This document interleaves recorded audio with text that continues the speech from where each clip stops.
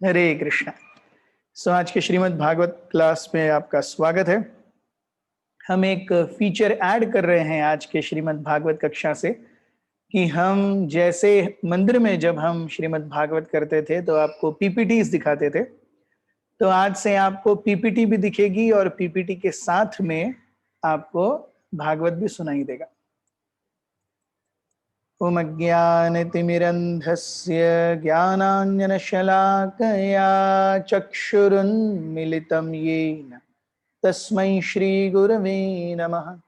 श्रीचैतन्यमनोभीष्टं स्थापितं येन भूतले स्वयं रूपः कदा मह्यं ददाति स्वपदान्तिकं। वन्देऽहं श्रीगुरुः श्रीयुतापदकमलं श्रीगुरून् वैष्णवांश्च श्रीरूपं साग्रजातं सहगण रघुनाथान्वितं तं सजीवं साद्वैतं सावधूतं परिजनसहितं कृष्णचैतन्यदेवं श्रीराधा कृष्णपादान् सहगण ललिता श्रीविशाखान्वितांश्च। हे कृष्ण करुणा सिंधु दीनबंधो जगत्पते गोपेश गोपिकाकांत राधाकांत नमोस्तुते। तप्त कांचन गौरांगी राधे वृंदावनेश्वरी वृषभानुसुते देवी प्रणमामि हरिप्रिये। वाञ्छाकल्पतरुभ्यश्च कृपा सिन्धुभ्यैव च पतितानां पावनेभ्यो वैष्णवेभ्यो नमो नमः। जय श्री कृष्ण चैतन्य प्रभु नित्यानंद श्री अद्वैत गदाधर श्रीवासादि गौर भक्तवृंद। हरे कृष्णा कृष्ण कृष्ण हरे हरे, हरे राम राम राम हरे हरे। हरे कृष्ण। तो हम श्रीमद् भागवत के तृतीय स्कंद के 13वें अध्याय से, जहां पर भगवान वराह देव के आविर्भाव की कथा वर्णित है, उस पर चर्चा कर रहे हैं। और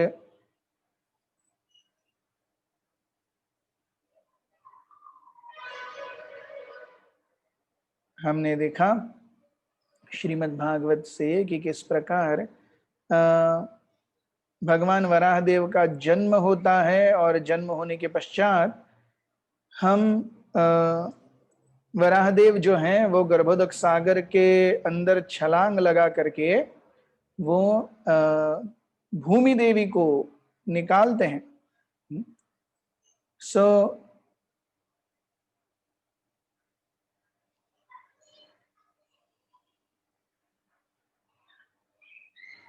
एक मिनट,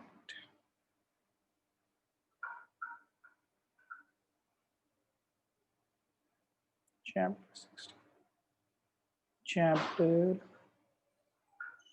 15।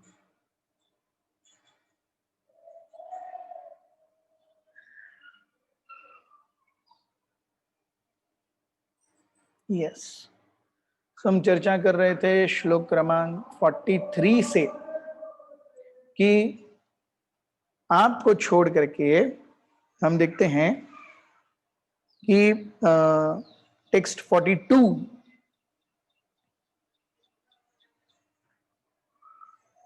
जहां पे हमने last what we discussed, O Lord, for the residential purposes of all inhabitants, both moving and non-moving, this earth is your wife, and you are the supreme father. We offer our respectful obeisances unto you, along with Mother Earth, in whom you have invested your own potency, just as an expert sacrificer puts fire in the arani wood. तो जिस प्रकार से एक ऋत्विक जो यज्ञ संपन्न कर रहा है, वो जिस प्रकार से केवल मंत्रों के माध्यम से सूखे लकड़ी में अग्नि डालता है, वैसे ही भगवान आपने भूमि देवी को अपनी कक्षा में प्रस्थापित करके उसमें आपने शक्ति सम्माहित कर दी है। अब अग्नि जो उस अरणी में है वो दिख तो नहीं रही, लेकिन है तभी तो बाहर आई है। अगर होती ही नहीं तो अग्नि अरणी प्रज्वलित कैसे होती? तो मंत्रोच्चारण से इट्स अ मिस्टिक पावर, कि जैसे जो अग्नि उस अरणी के अंदर है, वो जो व्यक्ति जो ऋत्विक क्या कर रहा है, यज्ञ कर रहा है, केवल मंत्रोच्चारण से उसके बीच में से वो अग्नि निकाल लेता है। वैसे ही आपने पृथ्वी को अपने दो दांतों के ऊपर संभाल करके आप उसे लेके आए और उसे अपनी कक्षा में प्रस्थापित कर दिया। तो श्लोक क्रमांक 43,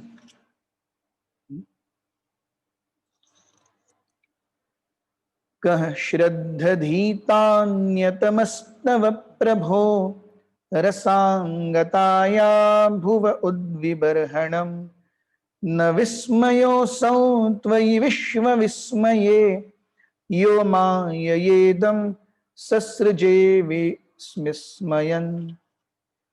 Who else but you, the Supreme Personality of Godhead, could deliver the earth from within the water? It is not very wonderful for you, however, because you acted most wonderfully in the creation of the universe. By your energy, you have created this wonderful cosmic manifestation. तो आपको छोड़ करके ये कौन कर सकता है? आपने संपूर्ण सृष्टि को बनाया है, उसका संचालन भी कर रहे हैं, तो आपके ही एनर्जी से ये संपूर्ण विश्व चल रहा है। नॉट वेरी बिग, कोई बहुत बड़ी बात नहीं है कि आपने भूमि देवी को यहां पर टांगते हुए रखा है। तो प्रभुपाद जी तात्पर्य में कहते हैं कि when a scientist discovers something impressive to the ignorant mass of people, the common man without inquiry accepts such a discovery as wonderful. But the intelligent man is not struck with wonder by such discoveries. He gives all credit to the person who created the wonderful brain of the scientist. तो सामान्य व्यक्ति जो है वो देखता है, अरे इस फलाने व्यक्ति ने ये शोध लगाया, इस फलाने व्यक्ति ने ये शोध लगाया। लेकिन भक्त जो हैं वो हमेशा व्यक्ति को निमित्त करके देखते हैं, अरे जिसने भी वो शोध लगाया उसने कैसे लगाया? उसने अपने दिमाग से लगाया।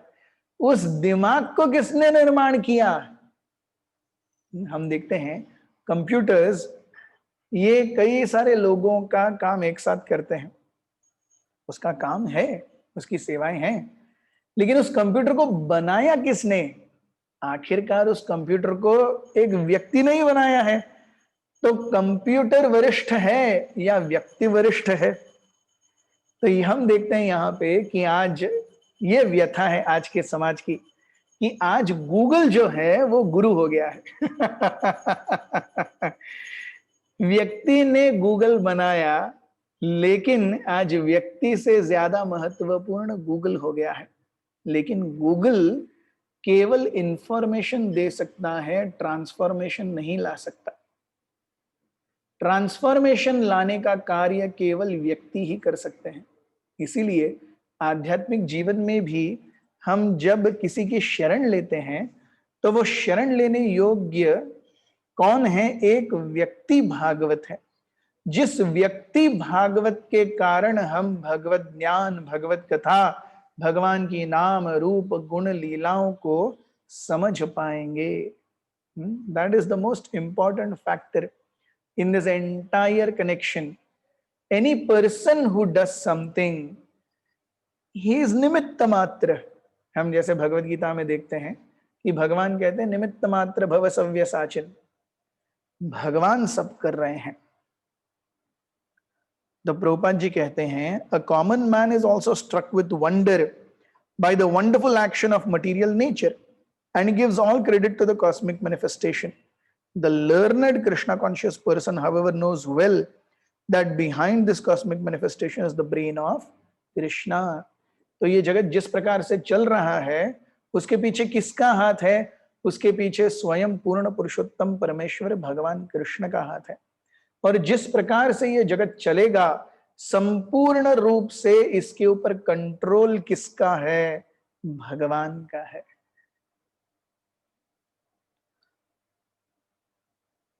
भगवान भगवत गीता में 10वें अध्याय के 41वें श्लोक में भी बताते हैं अर्जुन को। वे कहते हैं, हे अर्जुन, यद यद विभूति मत सत्वम श्रीमत् ऊर्जितमेव वा तत्तत् एवावगच्छत्वम मम तेजो अंश संभवा। यद यद विभूति मत, जो कुछ भी आप महान आश्चर्यकारक देख रहे हो अर्जुन, श्रीमत सुंदर, ऊर्जित, जिसके अंदर एनर्जी ऊर्जा भरी हुई है, सुंदर ऊर्जा पूर्ण आप जो कुछ भी देख रहे हो, तत्त एव अवगच्छ, ये जान लो, मम तेज अंश, मेरे तेज का वो अंश मात्र है। सो भगवान ये सर्व विदित करते हैं कि अंततो गत्वा करता वही है। श्लोक क्रमांक 44 हम देखते हैं, we have been purified by the drops of water from your body. श्लोक क्रमांक 44 में, विधुन्वतां वेद मयम निजं वपु जनस्तपः सत्य निवासिनो वयम सटाशिखोद्धूत शिवाम्बुबुन्दिभिः मृज्यमानां भृशमीश पाविताः। O Supreme Lord, undoubtedly we are inhabitants of the most pious planets Jana, Tapa and Satyaloka. But still we have been purified by the drops of water sprinkled from your shoulder hairs by the shaking of your body. तो एक सूअर जब अपने शरीर को कंपित करता है, कीचड़ में से बाहर आता है, वो सारा कीचड़ फैल जाता है। लेकिन यहाँ पर, और वो कीचड़ किसी को अच्छा नहीं लगता, सब वो सूकर को देखते हैं, बोला। लेकिन यहाँ पे भगवान उस वराह के रूप में आ रहे हैं और हर किसी को अपने शरीर को कंपायमान करके आशीर्वाद दे रहे हैं। और यहाँ पे जन, तप और सत्यलोक के निवासी कहते हैं, we have been purified by the drops of water sprinkled from your shoulder hairs. हम पवित्र हुए।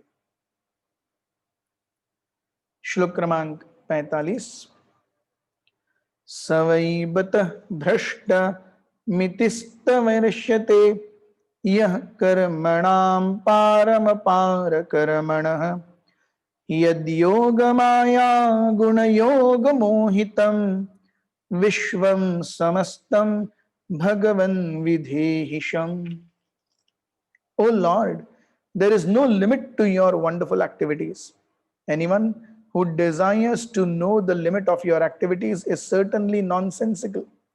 Everyone in this world is conditioned by the powerful mystic potencies. Please bestow your causeless mercy upon these conditioned souls. हे भगवन, आपकी लीलाएं अपरंपार हैं। जो कोई भी आपकी लीलाओं को पूर्णतया जानने का प्रयास कर रहा है या वो कह रहा है कि मैं आपकी लीलाओं को पूर्णतया जानता हूं, वो निपट मूर्ख है। हर कोई इस जगत में प्रकृति के महान शक्तियों से बंधा हुआ है, प्रकृति के 3 गुणों से बंधा हुआ है। कृपया इस भौतिक जगत के सब जीव मात्रों पर आपकी कृपा का वर्षाव कीजिए। ऐसे जन, तप और सत्यलोक के निवासी भगवान से प्रार्थना कर रहे हैं।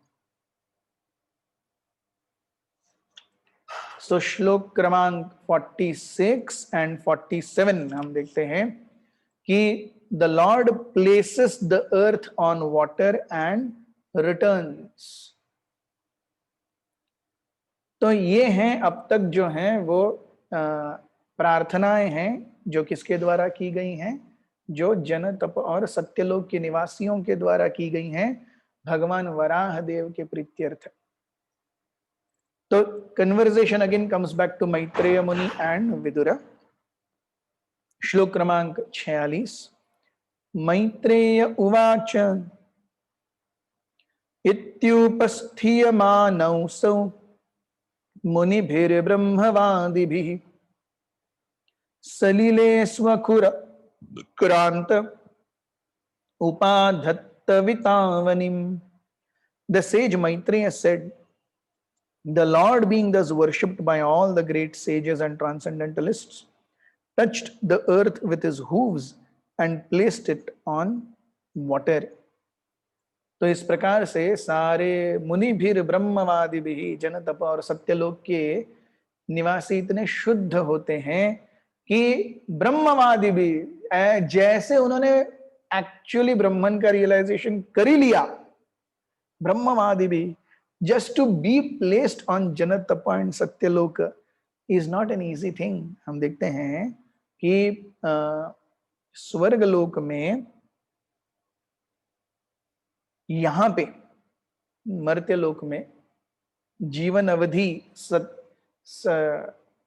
सत्ययुग में 1,00,000 वर्ष है, द्वापर युग में 10,000 वर्ष है, त्रेता युग में 1,000 वर्ष है और कलयुग में 100 वर्ष है। जब हम देवताओं के 100 वर्ष की बात करते हैं तो सौर गणना के अनुसार वो लगभग 6 करोड़ वर्ष हो जाते हैं। सो देवता गण कितना समय तक जीते हैं? They live for 6 crore years. ये है स्वर्ग लोक। उसके ऊपर महरलोक के निवासी कितना जीते हैं? Oh around 400 million years they live. और उसके ऊपर तो जितना there is exponential rise in life, there is exponential rise in the amount of enjoyment also. कितना भोग कर सकते हैं उसका भी अनुपात ही नहीं है। तो इतने ज्यादा भोग में इतना लंबा जीवन मिलेगा, भगवान कैसे याद आएंगे? इसीलिए ये मनुष्य जन्म इतना रेयर है, और हमें मनुष्य जन्म मिला है तो हमें कितना ज्यादा समय का उपयोग करना चाहिए कि हम भगवान को बिना भूले सततम कीर्तयन्तो माम यदन्तश्च दृढ़व्रताः नमस्यन्तस्य माम भक्त्या नित्य युक्ता उपासते। तो सततम कीर्तयन्तो माम, भगवान कहते हैं कि हमेशा मेरा कीर्तन करो, नित्य युक्ता उपासते, तो नियमित रूप से मेरी उपासना करते हैं।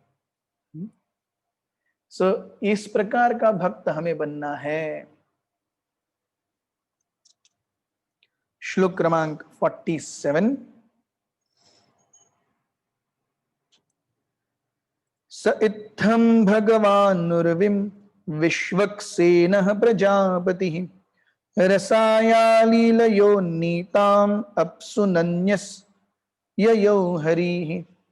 In this manner, the personality of Godhead, Lord Vishnu, the maintainer of all living entities, raised the earth from within the water, and having placed it afloat on the water, he returned to his own abode. इसके बाद में भगवान विष्णु ने क्या किया? भगवान विष्णु ने वो भूमि को जल से ऊपर उठाया, अपनी कक्षा में प्रस्थापित किया और चले गए। So we see भगवान अब जन तप और सत्यलोक के निवासी भगवान की प्रार्थना कर रहे हैं। ब्रह्मा जी भगवान के सर्वप्रथम भक्त हैं, लेकिन इन प्रार्थनाओं से प्रेरित होकर के भगवान यही नहीं रुक जाते, भगवान चले जाते हैं। This is a very special characteristics of Krishna's pass time, कि उन पास टाइम्स का एक आदि है और उन पास टाइम्स का एक अंत भी है। हम देखते हैं प्रभु रामचंद्र के पहले दशरथ महाराज के पहले क्या हुआ कोई बहुत ज्यादा नहीं जानता। प्रभु रामचंद्र के बाद लवकुश आए, लवकुश की जिंदगी में क्या हुआ कोई नहीं जानता ज्यादा। भगवान कृष्ण आए, भगवान कृष्ण जब जा रहे थे तो मौशल लीला से स्वयं उन्होंने अपने संपूर्ण यदुकुल का नाश किया।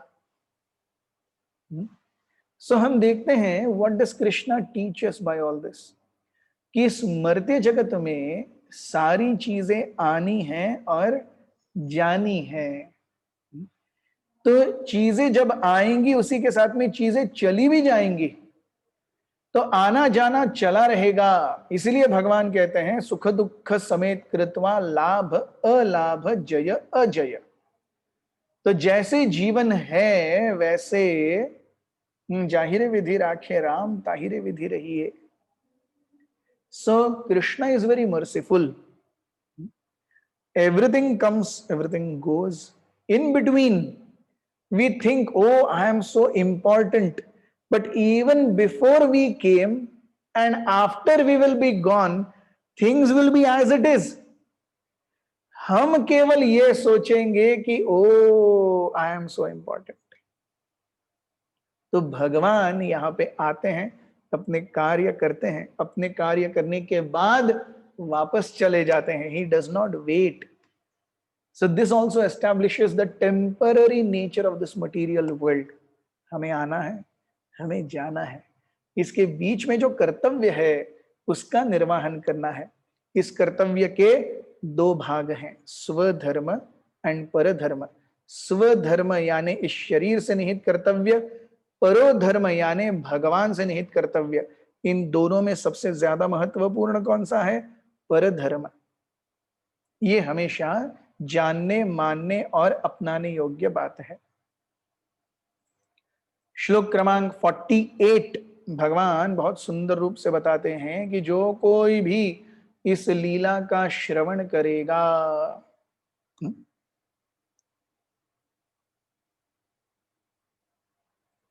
य एवमेतां हरिर्मेधसो हरेः कथां सुभद्रां कथनीयमायिनः शृण्वीत भक्त्या श्रवयेत वोषतिं जनार्दनोऽस्याशु हृदि प्रसीदति।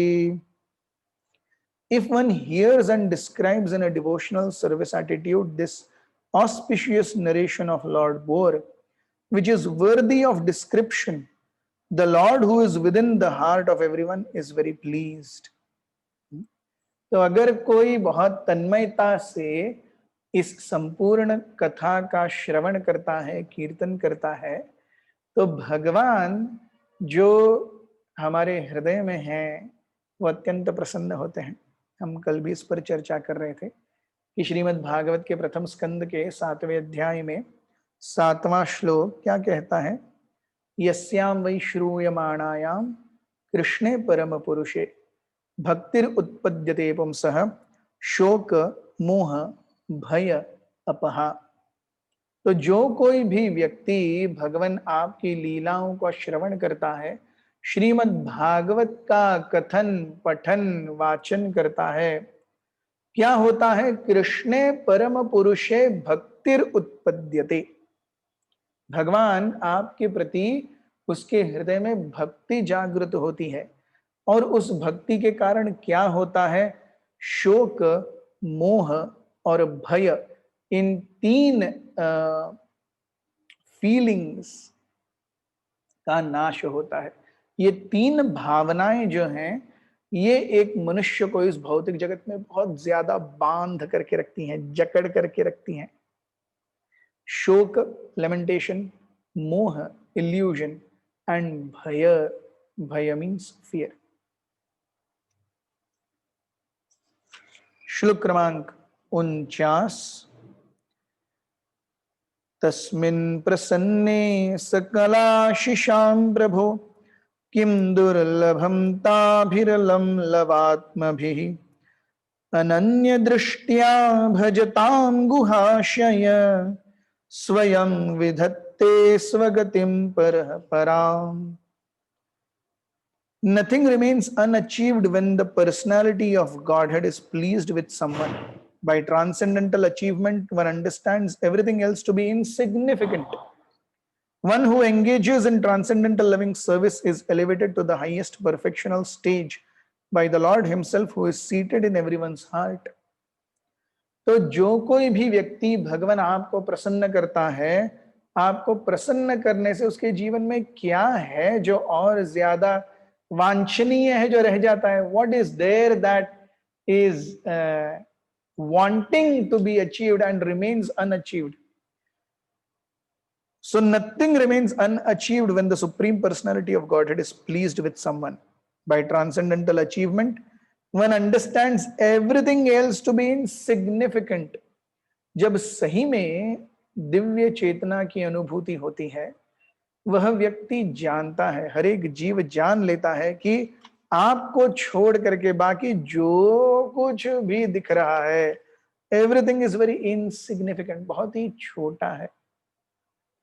तो केवल अष्टकम में हम देखते हैं, नीलकंठ गोस्वामी बताते हैं कि काचायम विस्मृतम रत्नम हरेर नामैव केवलम। इस भौतिक जगत में हम कई सारे ग्लिटरिंग चीजों को देखते हैं, लेकिन सारी ग्लिटरिंग चीजें डायमंड नहीं होती। तो भक्ति ये अकेला डायमंड है, बाकी anything that glitters is actually not worthy. लेकिन ये भौतिक जगत में तीन गुण और भौतिक प्रकृति का प्रभाव ऐसा है कि इस चेतना को जीव भूल जाता है, और इसमें everything that glitters is not gold, इस अंग्रेजी प्रोवर्ब को वो भुला देता है। And he is practically chasing about everything: sense gratification, mental gratification, intellectual gratification, and the most important thing, paro dharma, that is the dharma of pleasing the Supreme Personality of Godhead, वो कहीं अवरुद्ध हो जाता है। One who engages in transcendental loving service is elevated to the highest perfectional stage by Lord himself, who is seated in everyone's heart. जो कोई भी भक्ति करेगा वो भगवान की कृपा से, हृदय से, भगवान सभी के हृदय में है। भगवान कहते हैं हृदयेशे अर्जुन तिष्ठति। तो ये भौतिक जगत जो है, ये प्रकृति के तीन गुणों के अधीन व्यक्ति को अलग अलग इच्छाओं के घेरे में जकड़ रहा है। तो इसमें से निकलने के लिए भगवान के चरण कमलों की नाव रूपी, भगवान के चरण कमल रूपी नाव, ये एकमात्र आसरा है। तो उसका जो आधार लेता है वो एक्चुअली इस भौतिक जगत से तर जाता है। श्लोक क्रमांक 50।